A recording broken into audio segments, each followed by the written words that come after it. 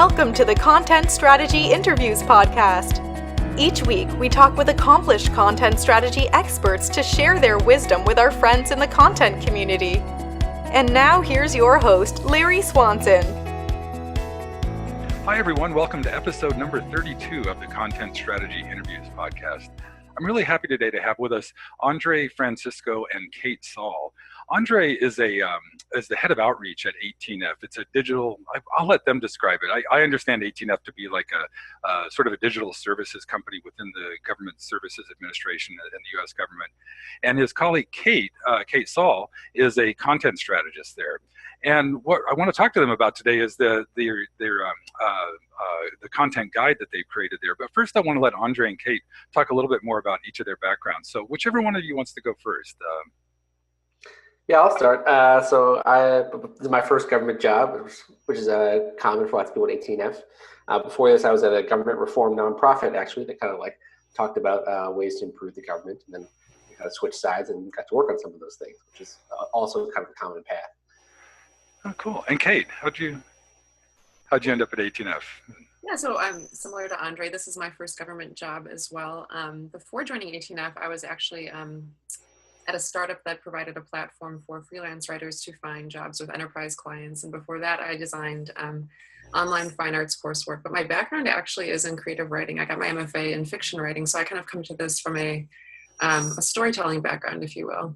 Well, that's what I love. This is my 32nd interview now, and everybody has a different path, and that's a super common one, the storytelling creative path, and there's also the journalistic path, the publishing path, the tech path. I mean, there's a lot of ways into this.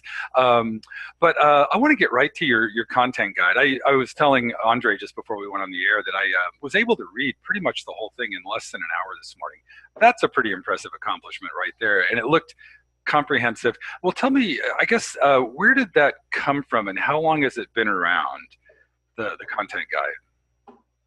So the guide itself actually was launched in 2015, and the idea for the guide really came about because we as content creators at 18F, when we first joined the organization, didn't have an internal style guide. So we were using, AP and, government references for creating content, but we really thought it would be useful to have just a standardized resource for our team, as well as our partner agencies to use. So, it came about because there was a clear need for it. And as I just mentioned, we use this internally for 18F specific content, but it's also the basis for all of the project specific style guides that we create. So when we're working with partner agencies, we like to talk to them about, whether they have a style guide already, kind of what resources they use. And if they don't have something in place, we like to offer this as, kind of a, ready to go resource that they can adopt. And, the nice thing about the style guide is that, as you mentioned, it is open source, but we actually encourage folks to modify it to, reflect their organization's goals. So, parts of it that, agencies want to adopt, they definitely can. Parts they want to modify, that's also great. Because we really want it to be as useful as possible. And we find that, when agencies tailor it to reflect their particular areas of focus, that's when people really adopt it the most strongly. Right. And do you have a feel to this point, like how many people just kind of, because it's a great manual just as it is. I think it's a good generic guide to how to create good web content. Do you have a feel for how many people just adopt it as is versus how many people adopt it or, adapt it for their own? Like, for example, I'm assuming almost everybody would do you have that one section of specific lingo for each in language and abbreviations and things like that. Do most people change that or do they change other parts of the manual as well? I think so. Definitely the words to use, words to avoid kind of jargon specific sections. People do tend to customize that because, as each agency has, its own kind of own specific language. Different teams within agencies have, terminology that they use. So that's definitely a highly customized section. But I think in terms of some of the other sections, concision and, plain language, things like that, my sense is that, folks kind of adopt those as they are.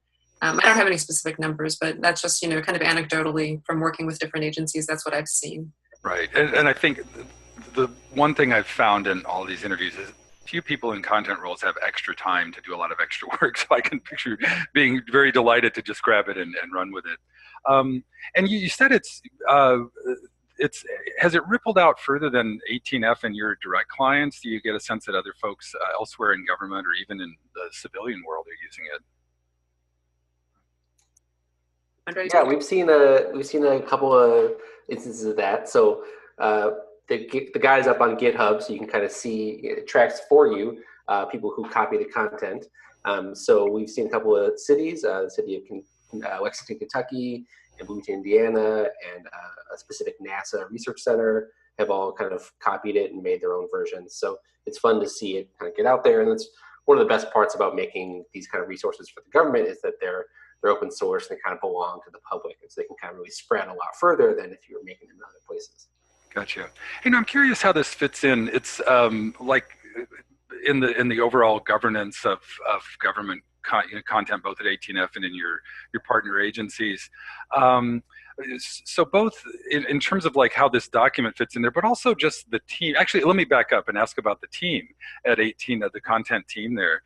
You're a content strategist, Kate, and Andre, you're involved as an outreach person. How many other people are sort of specifically content people, and then how many other like subject matter experts or other folks contribute content? So that's a good question. I believe right now we have 8 content strategists. I'm counting in my head, and the numbers have shifted a little bit over the years. But one really cool thing about the guide is that when we were creating it, our content team was very small.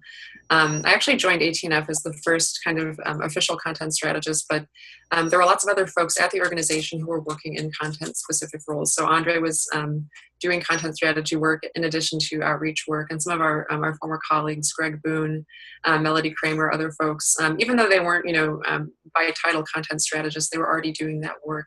So the team that created the guide, Andre, would you say it was maybe 4 or 5 people total who kind of created that initial version of the guide?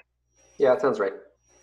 So yeah, there was a small group initially. We kind of worked on it, bit by bit in our spare time. And in terms of other subject matter experts, we do have something called the Content Guild at TTS.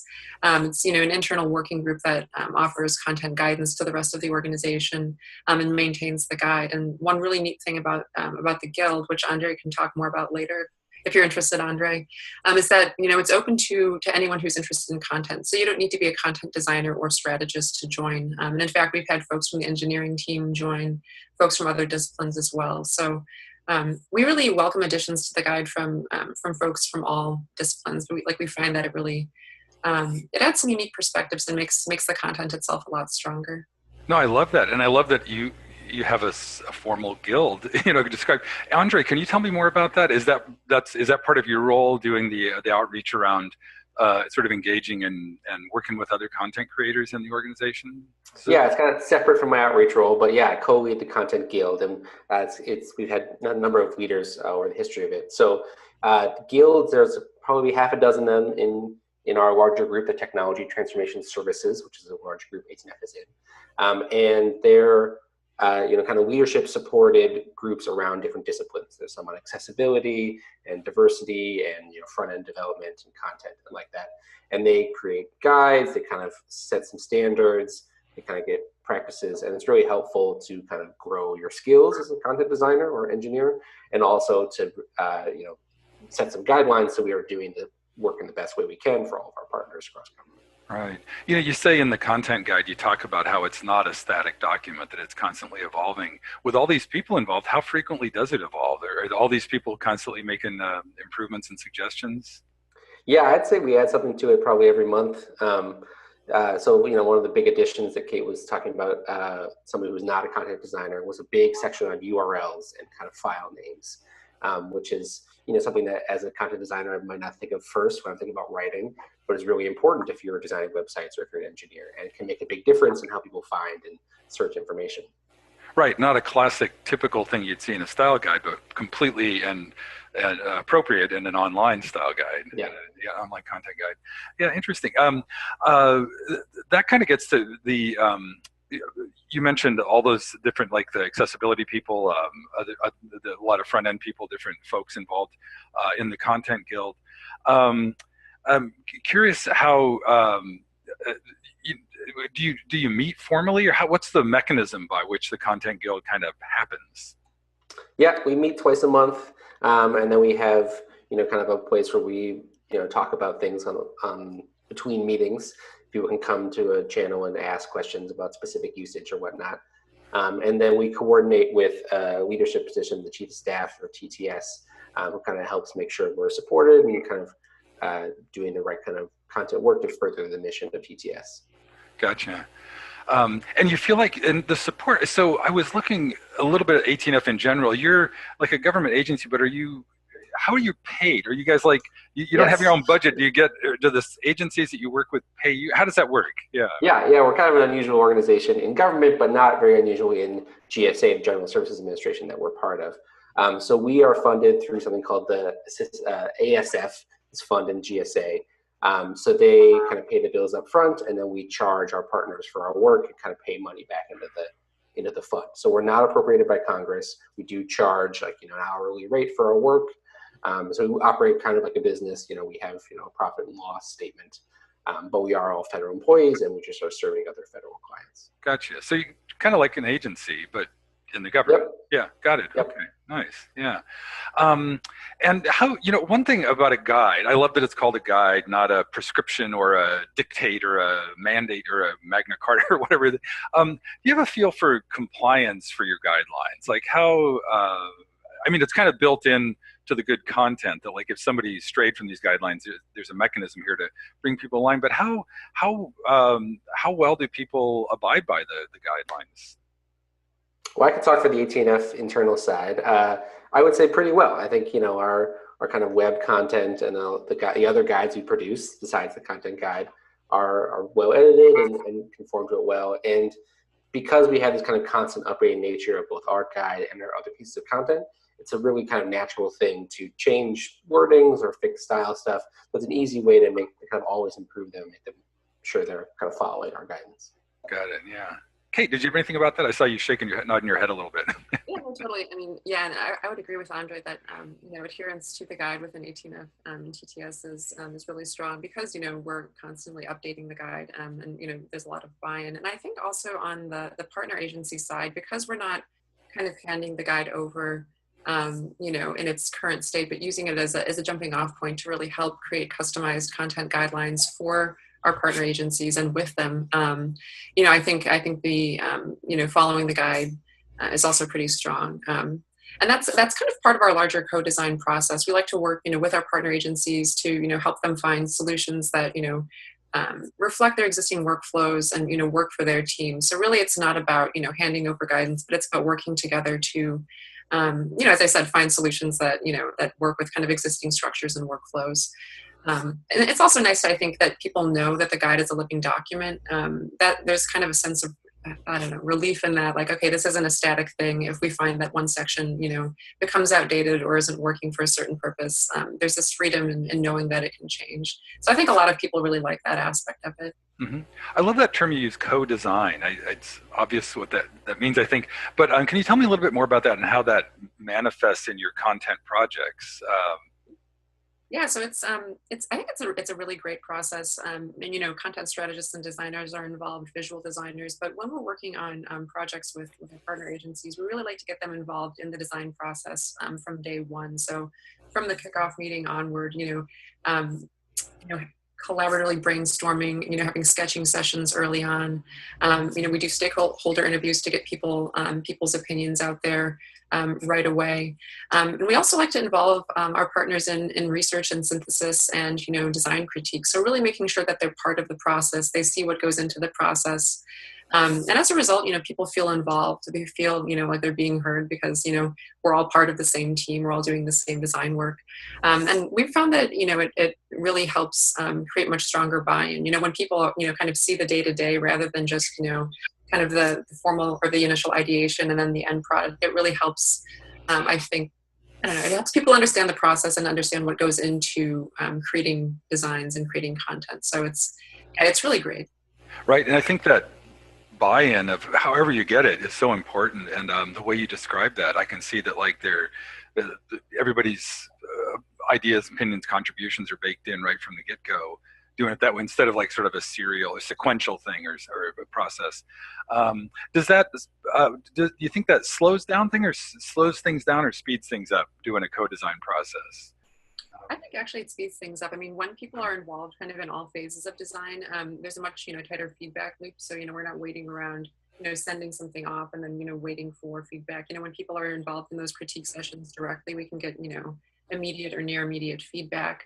When people are, for example, involved in research and they're listening in on usability tests or user interviews, we don't need to spend time kind of conveying those results to partners because the partners are already involved in that work. So I think it actually speeds things up quite a bit.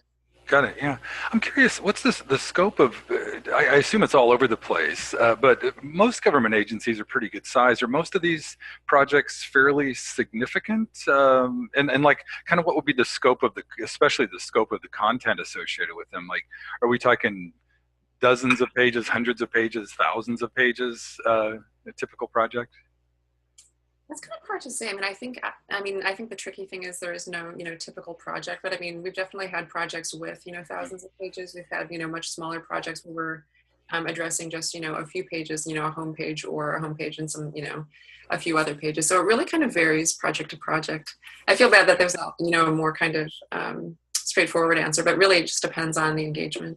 Yeah, no, but I get that. And kind of part of my intent in asking that was curious about how the process probably doesn't change much with scale, I'm going to guess, right? Maybe just the details get a little more complex. Or are there things that happen with bigger projects that entail more, kind of more need for different aspects of content strategy, like more, I'm sure, I can't think of an example off the top of my head, but do things change at all with scope as you get to the bigger projects?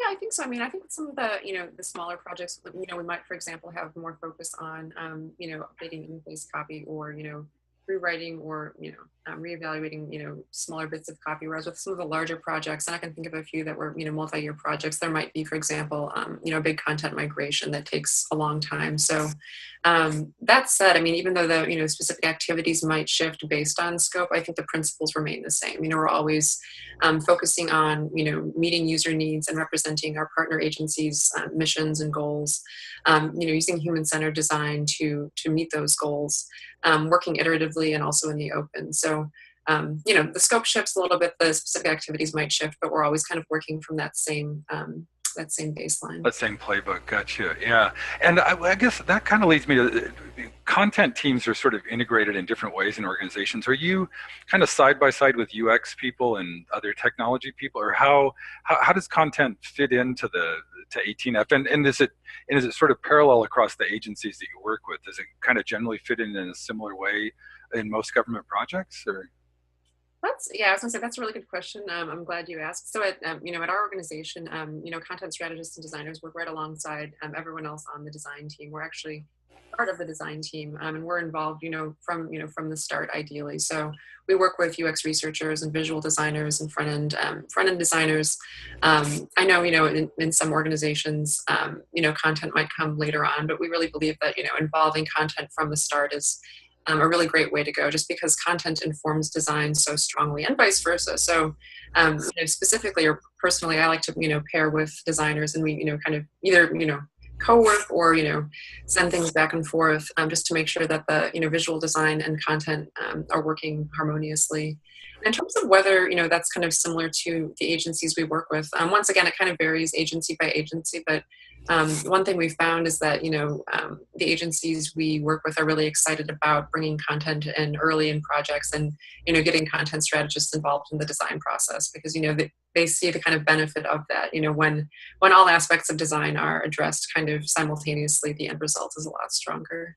Got it. That's part of why I brought that question up, is that notion of content first. I think, all of us who are content strategists would love to see that just rigorously adhered to in every organization, but I know it unfolds differently in different places. But it sounds like you've got a seat at the table right alongside everybody else right from the get-go, which I'm assuming that helps the projects. Are most of these projects you work on, are they mostly like what we think of as just like web pages and information content, or are you working with things like calculators and tools and things like that? What kind of content are these? I'm sure it's all over the map again by agency, but are there common or typical types of content that you're dealing with?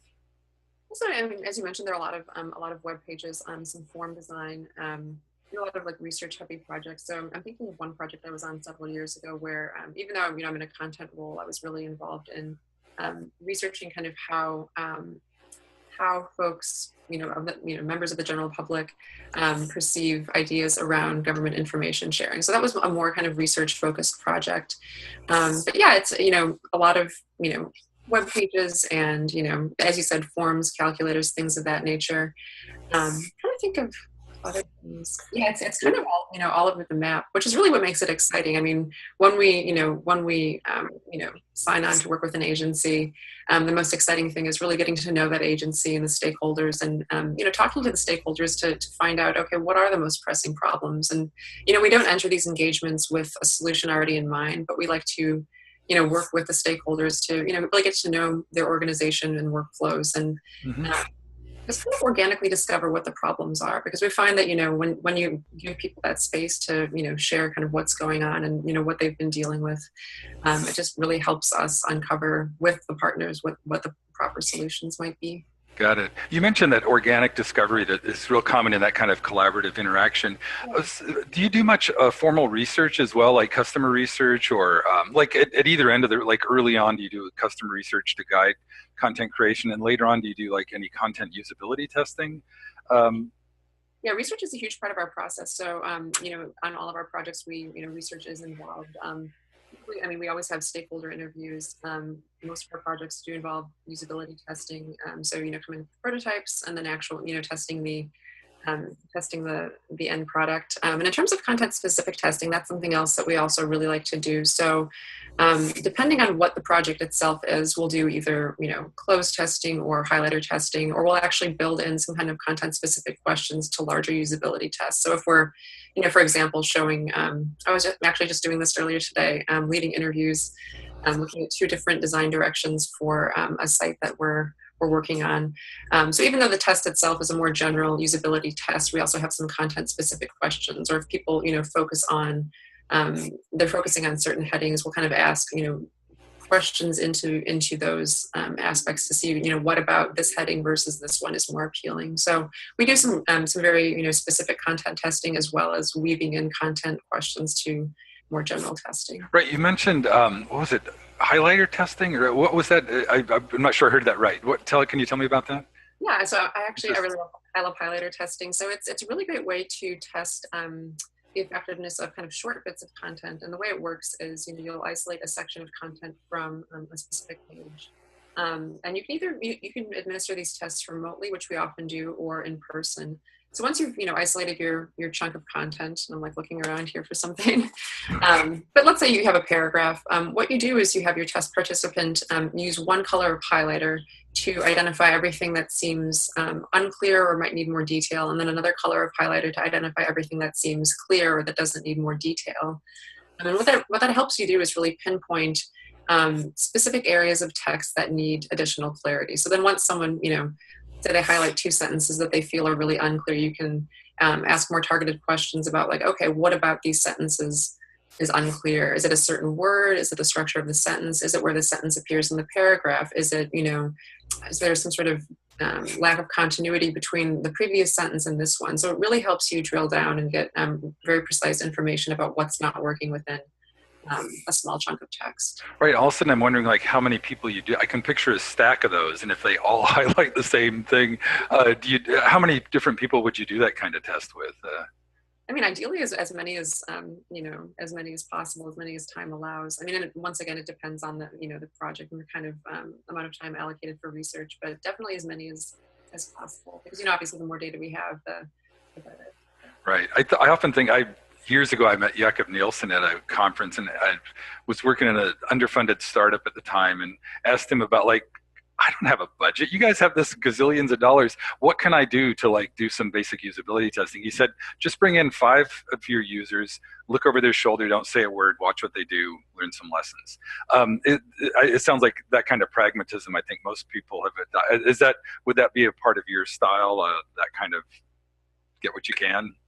Yeah, definitely. I think, I was going to say, like, we have like a lot of different recruiting methods, and what we found is that a lot of folks are really excited to share their thoughts and opinions to help make government resources better. So yeah, but definitely that pragmatism is something we rely on. Mm-hmm. Well, just as you say that, I can picture a whole other episode where I just grill you about research methods and content testing methods and things. But hey, we're getting close to time. I can't believe that. These things always go quicker than I imagine. But I wanted to always leave at the end of an episode an opportunity, if there's anything I haven't brought up that is, some insight you've had or some struggle you've got or anything like that. Lately, is there anything, Andre or Kate, that you'd like to bring up before we wrap up? I think this is something we touched on a little bit earlier, but I think one thing that I love about our content team, and there are many things that I love about our team. It's an awesome group of people, but one thing that's especially great, I think, is our focus on cross-functionality and, folks coming from different backgrounds, as you mentioned earlier. Some come from journalistic backgrounds or research backgrounds. Some folks come from the private sector or, from other government roles. But I think one thing that's made the team really strong and the content guide by extension really strong is that diversity of perspectives and experiences and opinions.